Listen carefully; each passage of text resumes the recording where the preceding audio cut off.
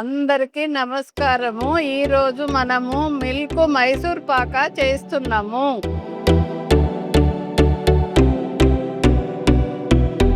ముందు 2 కిలోల చక్కెర ఈ కంచుట్లో పోసుకోవాలి. చక్కెర వేసుకున్న తర్వాత కొన్ని నీళ్లు పోసుకోవాలి.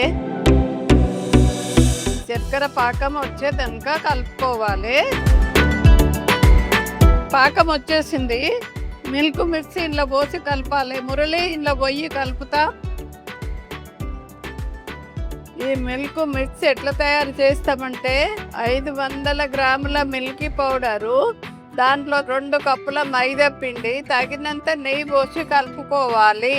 కలిపినాక దీంట్లో పాకం వచ్చినాక ఇందులో వేసి కలపాలి. ఇట్లా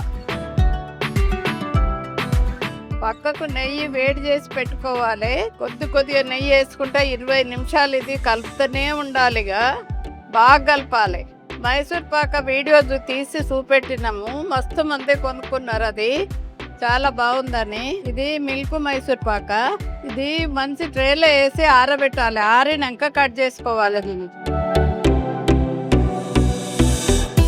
మిల్క్ మైసూర్ పాక రెడీ అయినాక కంచుడు దించి కింద పెట్టి కొంచెం చల్లటి నెయ్యి వేసి కలుపుకొని తర్వాత ఈ ట్రేలో వేసుకోవాలి. ఇది మూత పెట్టి పక్కకు పెట్టుకుందాము. ఇది రేపు కట్ చేసుకోవాలి.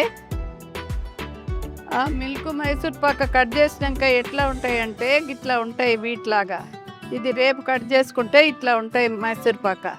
ఎవరైతే చూడలేదో మైసూర్ పాక వీడియో, ఈ లింక్ నొక్కి చూడండి. ఇటు